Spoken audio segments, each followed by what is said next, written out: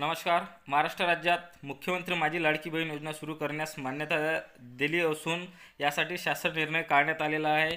आणि यासाठी महिन्याला किती रुपये मिळणार आहे, म्हणजे आता सर्वांना माहितीच आहे की महिन्याला महिलांना 1500 रुपये मिळणार आहे. परंतु कोण पात्र कोण अपात्र हे सुद्धा महत्त्वाचं आहे. त्यासाठी कोण पात्र होऊ शकतात, कोण अपात्र होऊ शकतात, ठीक आहे. यासाठी वयाची मर्यादा काय आहे, कोणकोणत्या महिला यासाठी अर्ज करू शकतात, त्यासाठी लागणारे कागदपत्र, याचा अर्ज कोणत्या तारखेपासून तर शेवटली अंतिम तारीख कुठली आहे, आणि तसंच महिन्याच्या कुठल्या तारखेला आपल्या अकाउंटला दर महिन्याला पैसे जमा होणार आहे. तर हे सर्व माहिती आपण या ठिकाणी पाहणार आहोत.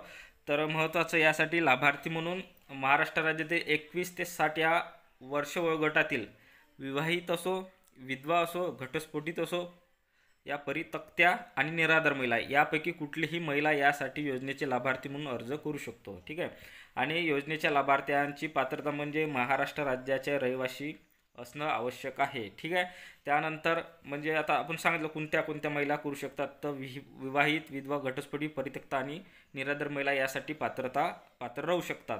आणि वयाची मर्यादा म्हणजे किमान वयाचे 21 वर्षे पूर्ण झालेले व कमाल वयाची 60 वर्षे पूर्ण होईपर्यंत या वयाच्या कालावधीमध्ये कुठलीही महिला यासाठी अर्ज करण्यासाठी पात्र राहू शकतात. सदर योजनेअंतर्गत लाभ घेण्यासाठी अर्ज करणाऱ्या लाभार्थ्यांचे बँक खाते असणं आवश्यक आहे. म्हणजेच प्रत्येक महिलांचं बँकेमध्ये आपलं बँक खातं असणं गरजेचं आहे, जेणेकरून त्यांच्या खात्यावर पैसे जमा करता येईल अशा दृष्टिकोनातून प्रत्येकाचं अकाउंट असणं गरजेचं आहे. तसंच आपल्या जे लाभार्थी आहेत त्यांच्या कुटुंबाचं वार्षिक उत्पन्न 2.5 लाखापेक्षा जास्त नसावे, म्हणजे 2.5 लाखापर्यंत किमान असणं आवश्यक आहे.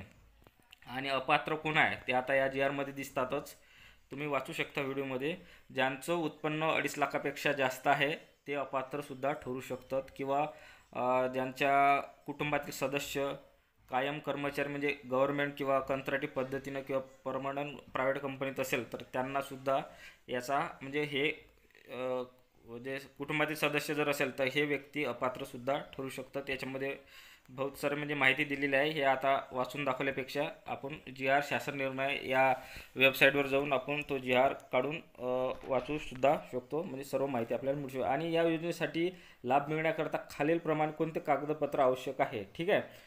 तर या योजनेचा लाभ घेण्यासाठी ऑनलाईन अर्ज करणं आवश्यक आहे. तर ऑनलाईन अर्ज कसा करायचा, तर मोबाईल ॲप्सद्वारे सुद्धा करू शकतो ऑनलाईन, ठीक आहे.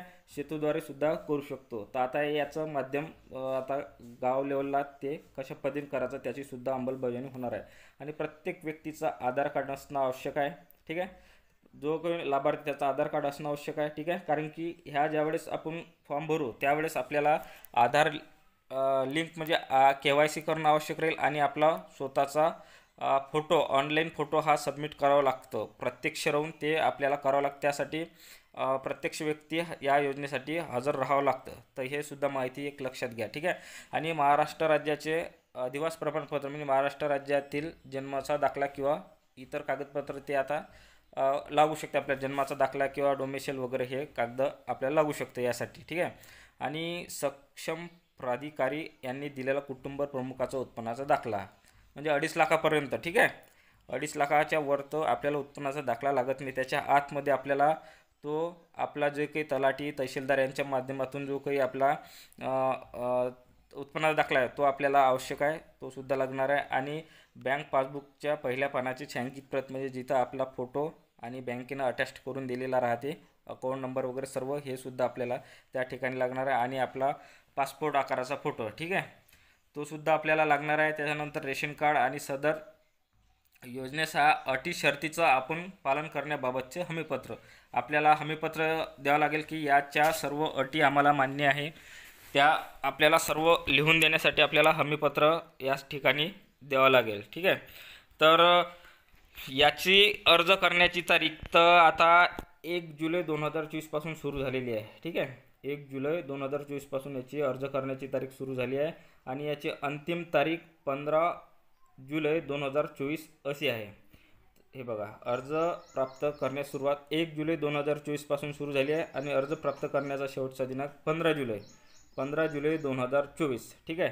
या कालावधीमध्ये आपण अर्ज करू शकतो.